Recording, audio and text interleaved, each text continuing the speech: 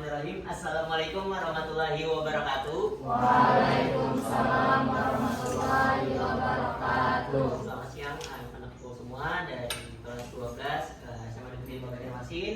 Di sini kita kembali lagi ke pembelajaran mata pelajaran sejarah. Sebelum memulai kegiatan inti kita pada hari ini, Bapak minta tolong untuk salah satu peserta didiknya untuk memimpin baca doa dulu bersama-sama. Mungkin bisa dipimpin oleh Rehan ya. Silakan Rehan. Baik kawan-kawan, sebelum kita memulai kegiatan pembelajaran ini, marilah kita berdoa menurut agama dan kepercayaan masing-masing. Berdoa dulu.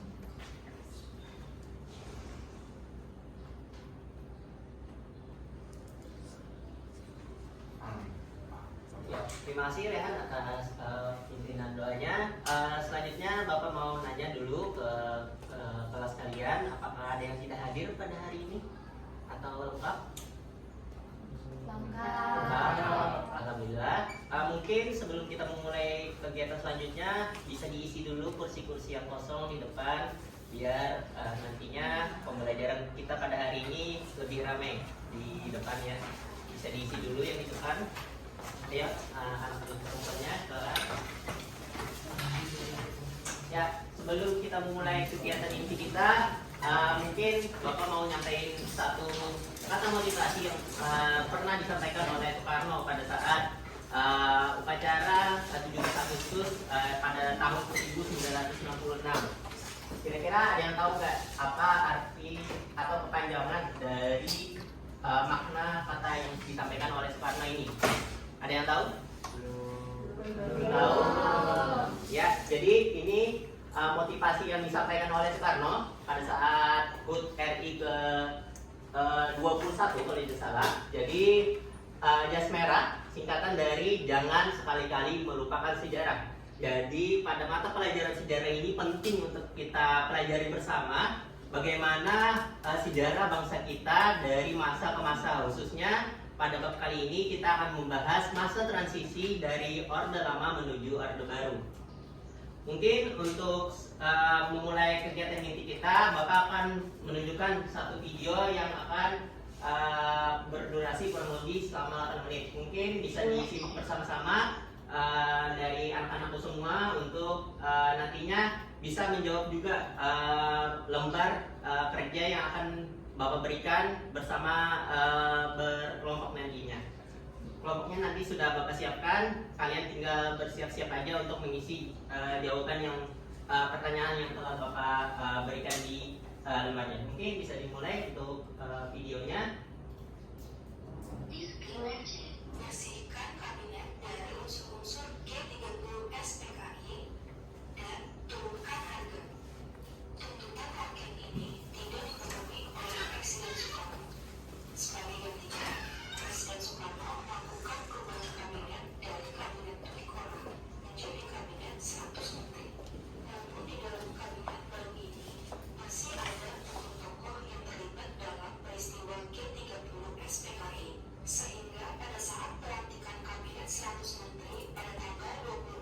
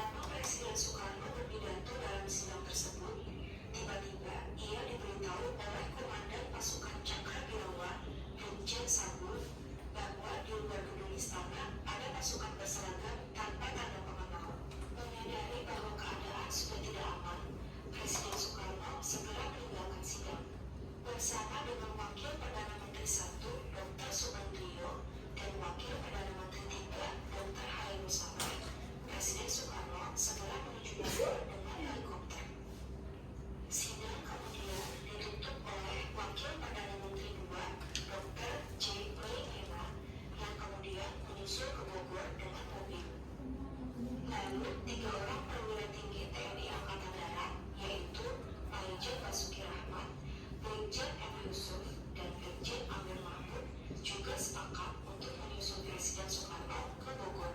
Sebelum berangkat, ketiga petinggi TNI Angkatan Darat ini meminta izin kepada Soeharto selaku pimpinan TNI Angkatan Darat. Pada waktu itu, Soeharto sedang sakit dan diharuskan beristirahat di rumah. Niat ketiga perwira itu kemudian disetujuinya. Majen Basuki Rahmat bertanya kepada Soeharto, apakah ada pesan yang hendak disampaikannya kepada Presiden Soekarno? Soeharto menjawab, sampaikan saja bahwa saya tetap pada kesanggupan saya. Beliau akan mengerti. Ucapan Soeharto ini mengacu pada kesanggupannya untuk membubarkan PKI, asalkan mendapat kebebasan bertindak dari Presiden Soekarno.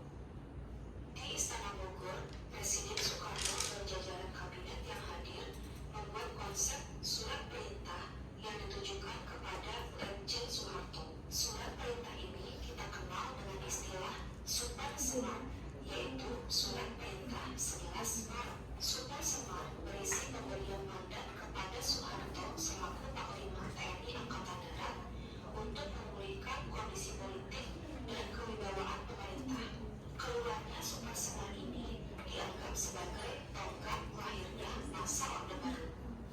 Setelah menerima mandat Super Semar, tindakan pertama yang dilakukan oleh Soeharto keesokan harinya adalah membubarkan dan melarang PKI beserta organisasi massa yang bermaut, berinduk apapun seasas dengan PKI di seluruh Indonesia, terhitung sejak tanggal 12 Maret 1966.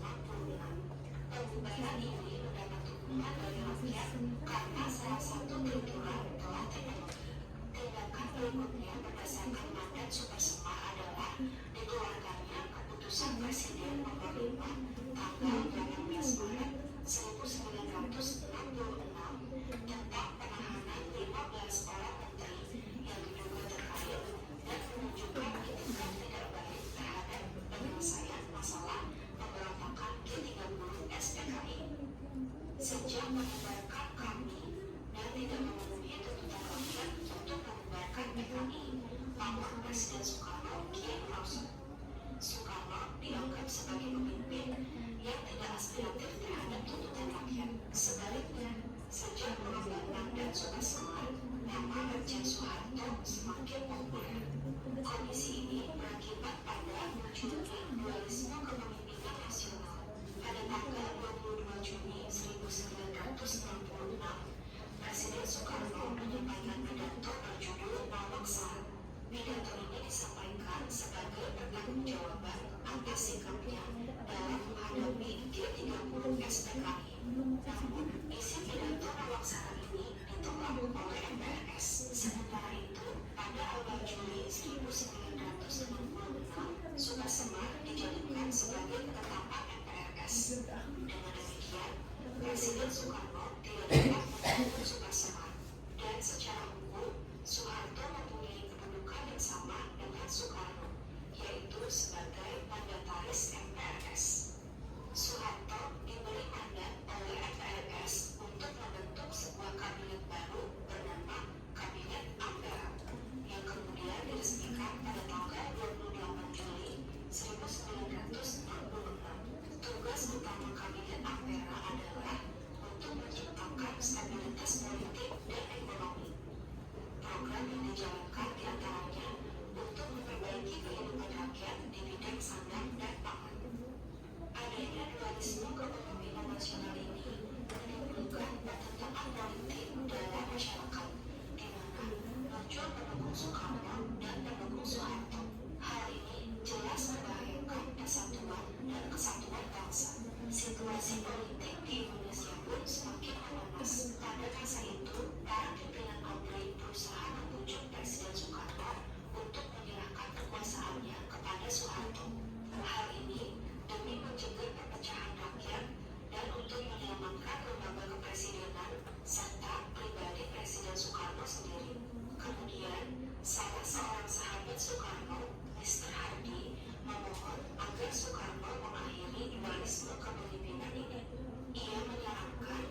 Soekarno menyatakan nonaktif di depan sidang MPRS dan menyetujui pembubaran PKI. Presiden Soekarno akhirnya menyetujui saran Mr. Hadi. Pada tanggal 22 Februari 1967, Presiden Soekarno secara resmi mengundurkan diri dari jabatannya. Dalam sidang istimewa MPRS tanggal 7 Maret 1967, dihasilkan ketetapan MPRS nomor 30 berisi penarikan mandat Soekarno atas segala kekuasaannya dalam pemerintahan di Indonesia. MPRS kemudian mengangkat Soeharto sebagai presiden, melantikan presiden. Mungkin cukup, kita lanjut ke beberapa poin yang mungkin Bapak bisa tuliskan dalam video tadi. Yang pertama, Tritura, yaitu 3 tuntutan rakyat. Tuntutan pertama yang diminta oleh para mahasiswa atau dalam satu kesatuan, yaitu kami atau Koalisi Aksi Mahasiswa Indonesia, yaitu yang pertama adalah pembubaran PKI atau Partai Komunis Indonesia. Kita tahu bersama bahwa pada saat itu pasca G30 SPKI, para mahasiswa beserta masyarakat menuntut untuk membubarkan PKI karena dianggap terlibat atas pemberontakan yang terjadi pada tanggal 30 September 1965. Namun, tuntutan selanjutnya adalah perbaikan ekonomi. Juga tadi disampaikan agar pada saat itu kita kenal bahwa pada masa Soekarno atau Orde Lama terjadi inflasi yang begitu tinggi hingga menyebabkan ekonomi pada saat itu cukup lumpuh, di mana Soekarno malah menghabiskan uang dari negara untuk beberapa fasilitas yang kurang urgensinya pada masa itu. Terakhir adalah pada isi Tritura adalah pembentukan kabinet baru. Jadi pembentukan kabinet baru di mana kabinet tersebut bersih dari unsur-unsur atau mantan anggota PKI itu sendiri. Namun sayangnya pada saat itu Soekarno malah membubarkan dari Koalisi Aksi Mahasiswa Indonesia ini karena mungkin menurutnya Soekarno mahasiswa dianggap tidak berhak untuk membubarkan atau memberikan pendapat atas pembubaran dari Partai Komunis Indonesia. Tritura ini berlangsung kurang lebih hingga bulan Maret 1965. Kita lanjut ke poin selanjutnya, yaitu Super Semar. Super Semar atau Surat Perintah 11 Maret adalah surat perintah yang diamanatkan oleh Soekarno kepada Letjen TNI Soeharto yang pada masa itu menjadi salah satu panglima di Angkatan Darat, menggantikan Letjen Ahmad Yani yang gugur pada saat G30 SPKI. Pada saat 11 Maret 1966 dilaksanakan sidang kabinet, yang dimana kabinet ini masih berisikan oleh orang-orang yang punya haluan komunis, di mana pada tanggal 11 Maret tersebut dilaksanakan sidang di Jakarta. Namun akibat dari demonstrasi besar-besaran yang dilakukan oleh mahasiswa beserta masyarakat, maka dari itu pada saat itu Presiden menyatakan bersama Wakil Perdana Menteri menutup sidang tersebut, dan Soekarno beserta pejabat lainnya dievakuasi ke Istana Bogor di Jawa Barat. Istana Bogor menjadi saksi munculnya Surat Perintah 11 Maret. Pada saat itu Amir Mahmud, Basuki Rahmat, dan juga Muhammad Yusuf yang merupakan jenderal TNI yang ditugaskan untuk mendampingi Soekarno di Istana Bogor, menghampiri Soekarno di salah satu ruangannya di Istana Bogor, menyampaikan pendapat dari TNI Angkatan Darat. Nah, mengapa TNI Angkatan Darat pada masa itu dibilang cukup punya power atau punya kuasa pada saat itu? Karena pada saat itu Angkatan Darat dianggap sebagai bagian juga dari politik pada masa itu, seperti difungsi, namun terjadi perpecahan di TNI Angkatan Darat tersebut sendiri. Kita tahu sendiri bahwa pada saat itu ada sedikit rivalitas antara Letjen Ahmad Yani dan Jenderal Aha Nasution, yang dimana kedua jenderal ini memiliki pandangan tersendiri atas kepresidenan Soekarno setelah diamanahkan menjadi presiden seumur hidup sesuai Dekret 5 Juli 1959. Pada saat Super Semar ini, maka dari itu Soekarno memberikan amanah kepada Letjen TNI Soeharto untuk melakukan segala kegiatan atau tindakan yang baik untuk keamanan dan stabilitas politik maupun ekonomi pada saat itu. Maka dari itu Super Semar muncul pada tanggal 11 Maret dan selanjutnya ada poin ketiga, yaitu terjadilah dualisme kepemimpinan nasional. Yang pertama, pada saat diberikan amanah pada saat itu, Soeharto sebagai yang diberi mandat langsung membubarkan PKI karena dianggap sebagai salah satu bagian yang memecah belah bangsa Indonesia pada masa itu. Lalu muncullah Kepres nomor 5, di mana keputusan Presiden nomor 5 ini menyangkut, kalau tidak salah, tentang mungkin bisa diulang lagi di Kepres nomor 5-nya. Sebelumnya tadi ada.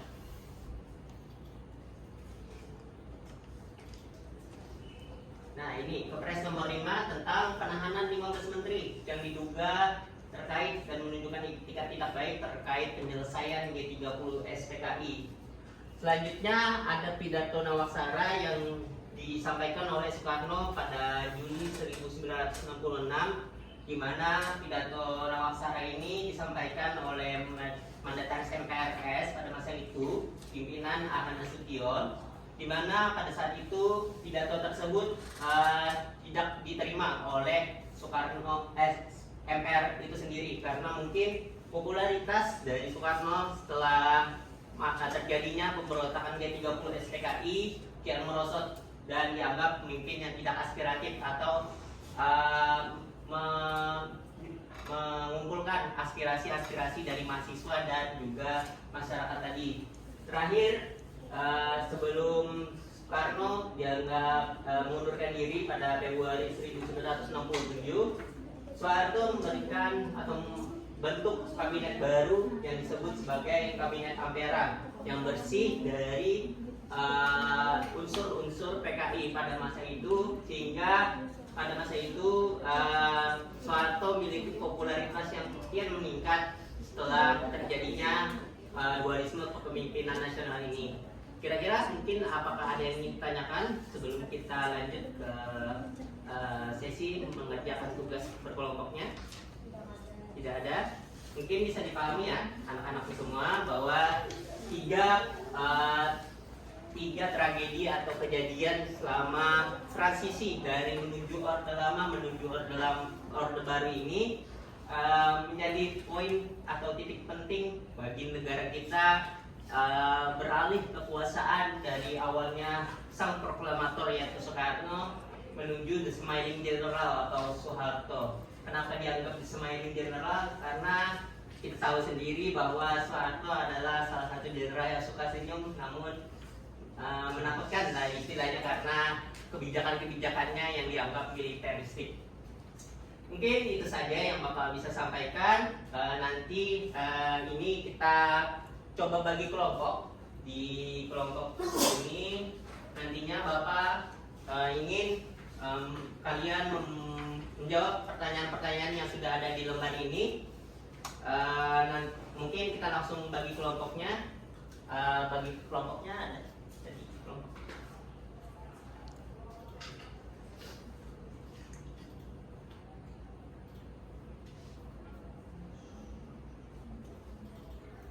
Kelompok pertama Bapak bacakan. Nanti duduknya sebelah sini aja. Kelompok pertama. Yang pertama ada Bu Yajid Bastami, hadir? Tidak hadir berarti ya. Berarti Yajid tadi nggak hadir. Nanti Bapak coba komunikasikan lagi di presidensinya. Ada Martina, kelompok 1. Kipia, Siti Nur Hikmah, Farah Nur Asia, Francesco hadir, dan Muhammad Rifki Ramadhani. Nanti di sebelah sini ya, kelompok 1. Selanjutnya kelompok 2 ada Repa Fauzan Patarani, Siti Raisya Rahma, Fauziah Faisal Putri, Nur Aziza hadir, Rehan, Ramdia, ya, Nania, Devi Prahesti. Nanti di kelompok 2 di sebelah sini ya. Kelompok 3 di belakang nanti Muhammad Warwilmi hadir, Aiga Herawati hadir, Muhammad Ridho hadir, Muhammad Izzarullah hadir, dan Aulia Anissa Putri dan Tiara Hani Yushola. Ada yang nggak dapat kelompok lengkap ya, jadi bisa duduk di kelompok yang sudah Bapak bagikan tadi. Silahkan.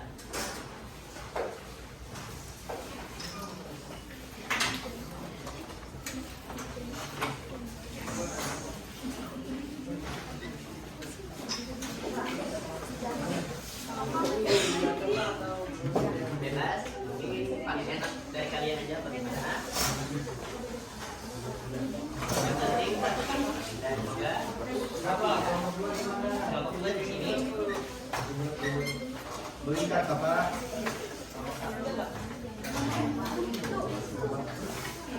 Kelompok 2 ini lembar adanya.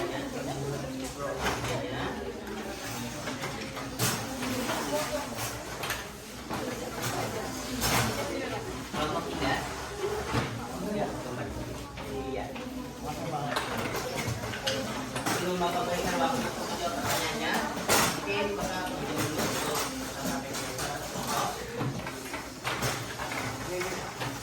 dari itu belum ada ini ya, belum, silakan. Jadi di depan atau di cover ada tujuan pembelajaran di depan serta petunjuk pengerjaannya. Yang pertama, setelah guru menayangkan video tadi atau Bapak menayangkan video tentang Indonesia menuju masa Orde Baru, kalian diminta untuk menjawab pertanyaan yang sudah Bapak berikan di dalam LKPD ini. Lalu peserta didik menuliskan ulang jawaban tersebut dengan singkat, padat, dan jelas biar nantinya penilaiannya juga bagus. Selanjutnya, carilah informasi dan sumber-sumber yang berkaitan dengan aksi-aksi sesuai dengan kelompoknya. Yang pertama, kelompok pertama aksi Twitura, kelompok 2 Super Semar, dan kelompok 3 adalah dualisme kepemimpinan nasional. Di sini ada kolom untuk menjawabnya. Bapak berikan waktu nantinya 10 menit untuk menjawab pertanyaannya. Kalian bebas mencari sumber jawabannya dari mana, asalkan itu terpercaya. Biasakan nanti sebelum kalian lulus juga kalian belajar untuk mencari sumber-sumber yang kredibel, tidak berdasarkan AI saja, tetapi berdasarkan sumber-sumber internet yang sudah diverifikasi, khususnya jurnal ya atau artikel, mungkin lebih bagus lagi nilainya nanti. Dipahami anak-anakku semua? Silakan, waktu 10 menit dimulai dari sekarang.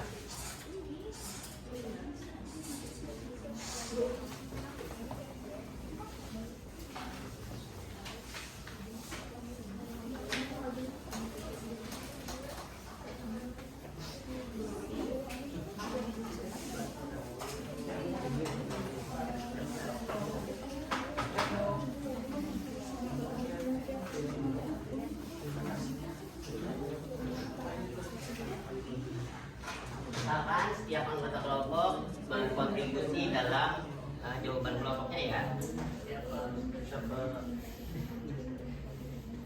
Kalau ada yang dibingungkan bisa ditanyakan ke Bapak langsung.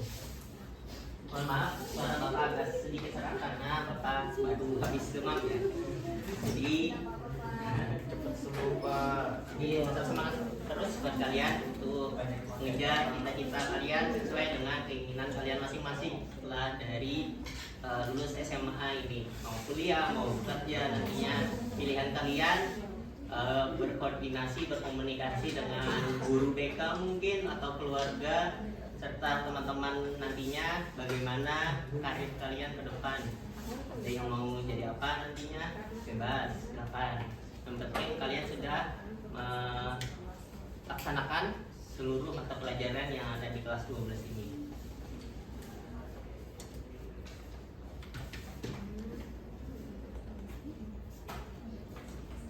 Kalau ada sumbernya bisa aja dituliskan di bawah biar nanti Bapak tahu asal sumbernya dari mana. Kalau nggak ada, kalau mungkin lupa sumbernya dari mana, nanti susah Bapak nyanyi.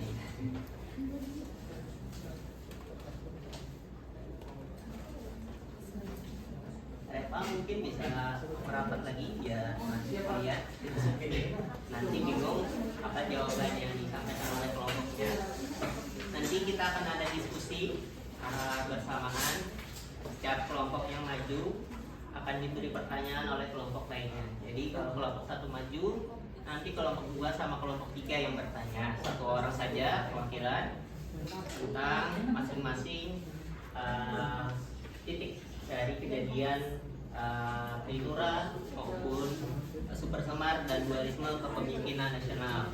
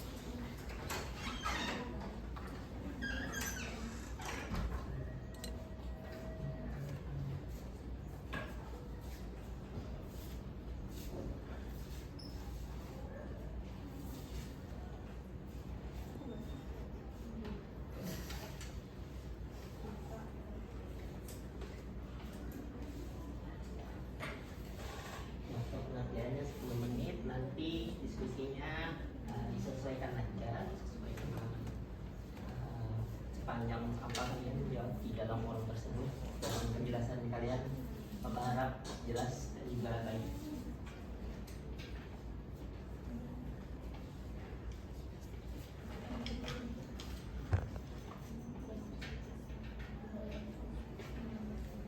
Nanti sebelum pembelajaran berakhir mungkin kita akan memberi kesimpulan bersama-sama sehingga nantinya kalian bisa memahami apa pembelajaran yang telah dikerjakan pada siang hari ini.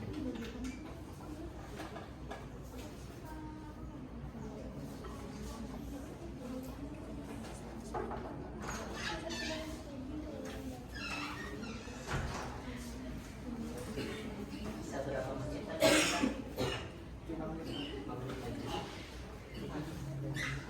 5 menit lagi belum nantinya presentasi dari masing-masing kelompok, perwakilan saja satu orang.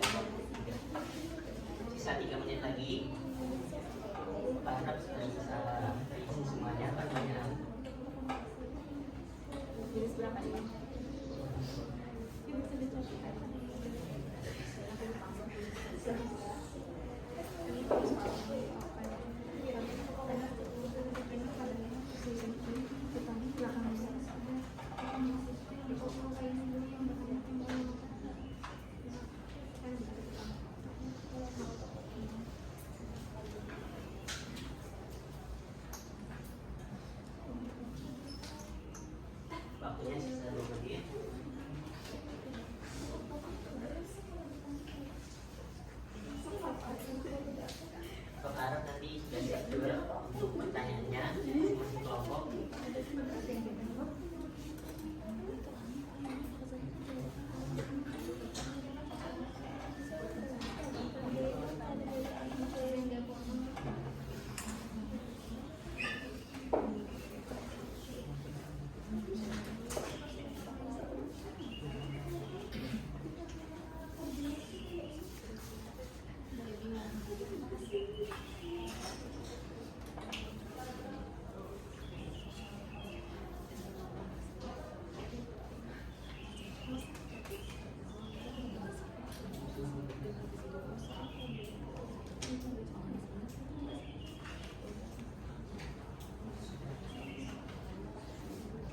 Menit lagi.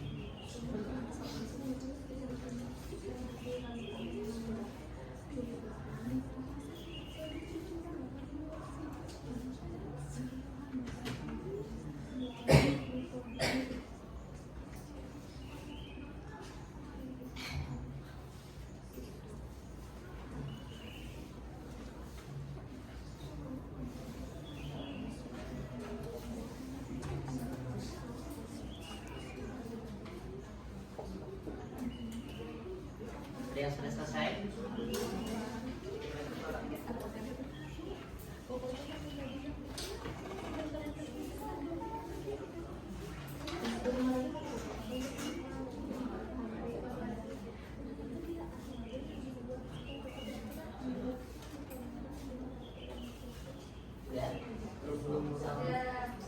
Ya, karena waktunya kebetulan sudah habis juga, mungkin bisa dikumpul ke Bapak.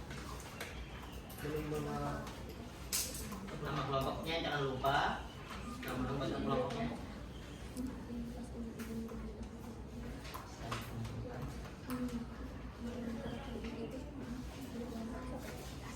Tiga.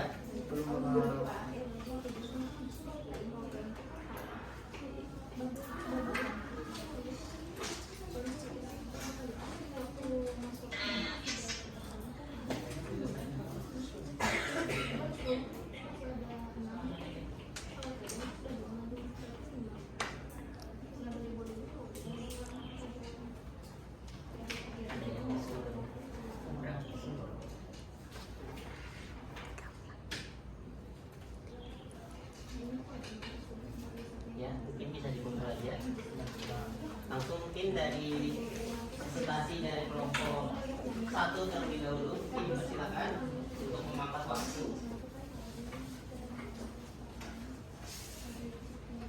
Langsung untuk bisa disampaikan jawaban dari pertanyaannya. Silakan di depan. Ya.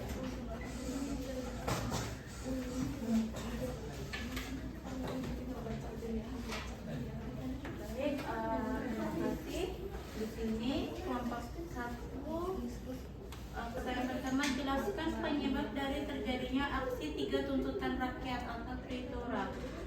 Jawaban dari kelompok kami adalah aksi 3 tuntutan rakyat Tritura terjadi karena kekecewaan masyarakat, khususnya mahasiswa, terhadap kondisi politik dan ekonomi Indonesia pada masa Orde Lama. Penyebab utamanya adalah inflasi yang sangat tinggi, krisis ekonomi, korupsi yang merajalela, serta ketidakpuasan terhadap kepemimpinan Presiden Soekarno yang dianggap gagal mengatasi situasi tersebut dan terlalu dekat dengan PKI.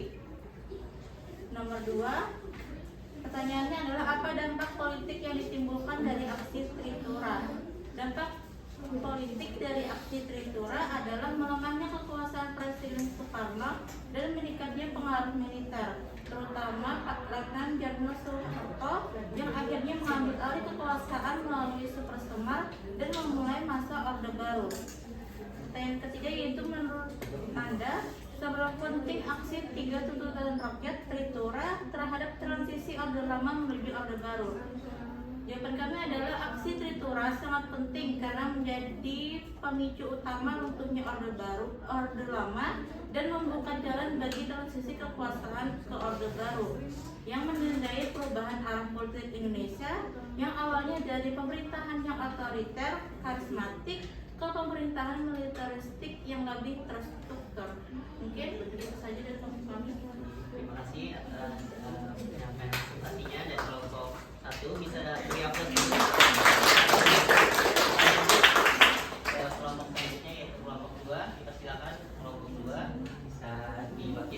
salah satu kelompoknya mempresentasikan, di depan, silakan.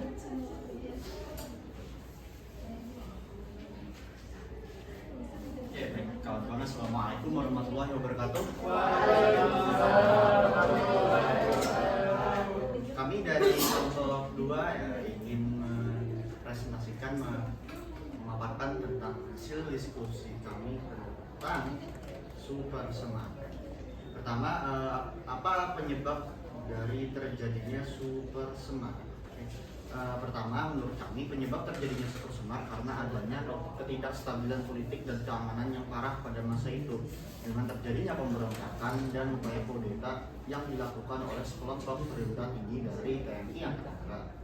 Terus soal kedua itu dampak politik dari super semar.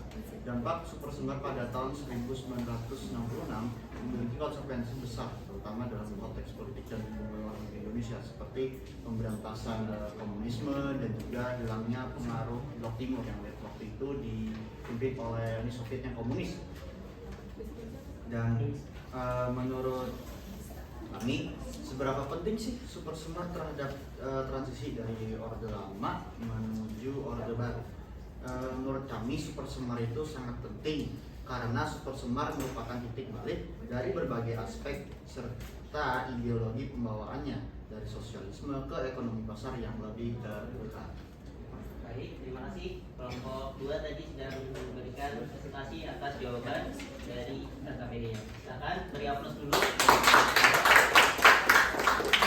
Kelompok 3 dipersilakan perwakilannya.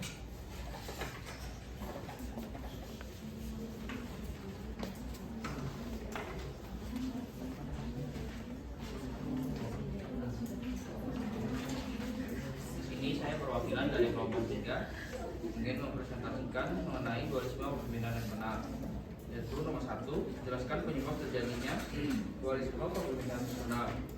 Dualisme kepemimpinan nasional terjadi karena adanya kebijaksanaan kekuasaan setelah Soeharto mengeluarkan super semar kepada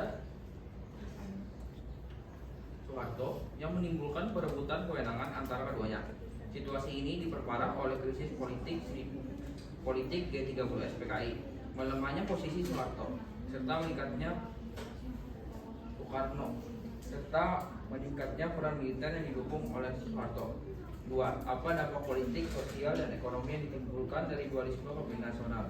Dampaknya ketidakstabilan politik, konflik sosial antara pendukung Soekarno dan Soeharto, serta kekacauan ekonomi akibat inflasi tinggi dan lumpuhnya pemerintahan.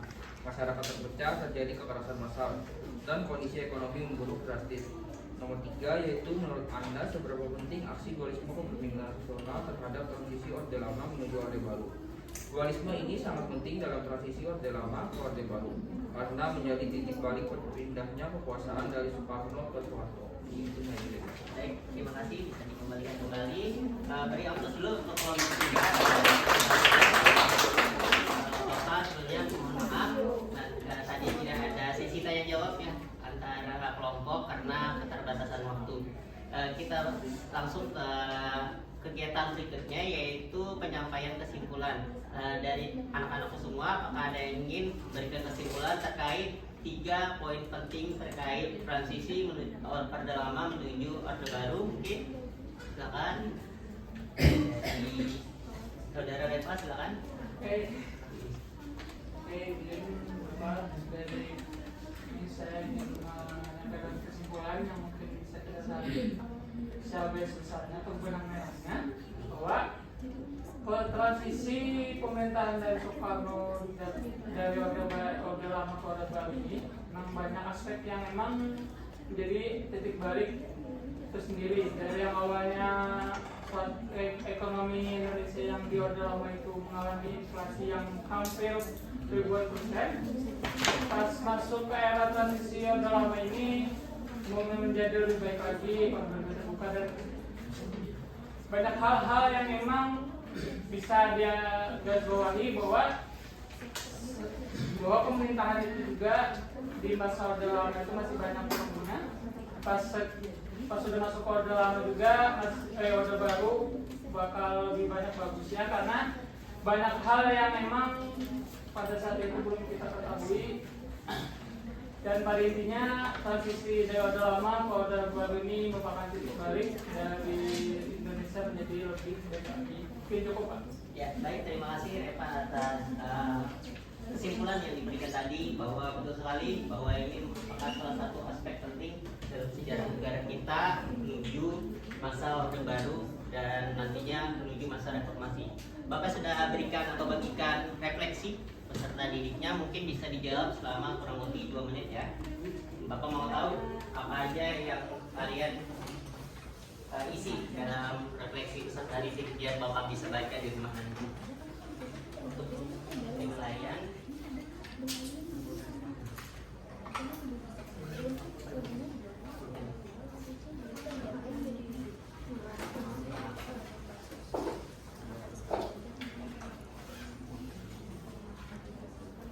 sambil kalian mengerjakan, betul sekali tadi apa yang disampaikan oleh Eva bahwa salah satu aspek penting dalam menuju Orde Baru yaitu tadi terjadinya 3 titik kejadian, yaitu Itura, Persemat, dan juga dualisme tadi.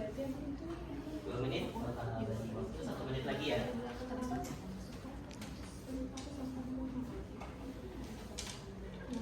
Isi sesuai dengan apa yang kalian pikirkan. Ada 3 pertanyaan, singkat saja.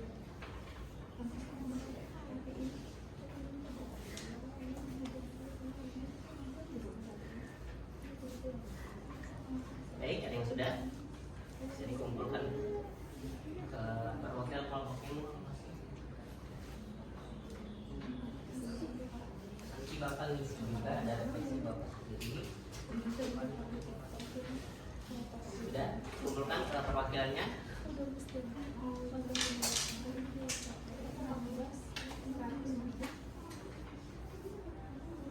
Baik, sudah habis waktunya, bisa dikumpulkan ke perwakilan kelompoknya.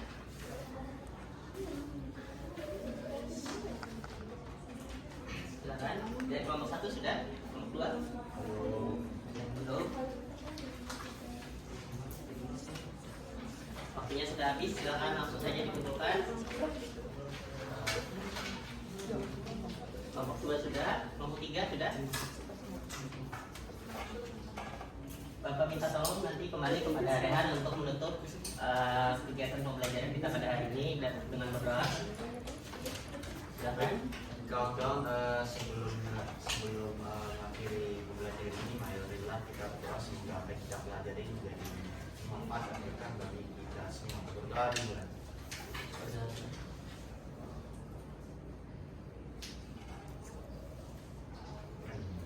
Baik, Doa selesai. ya, baik, terima kasih kepada Rehan atas pimpinan doa penutupnya. Semoga apa yang kalian tuliskan di sini benar-benar sesuai dengan hati nurani kalian.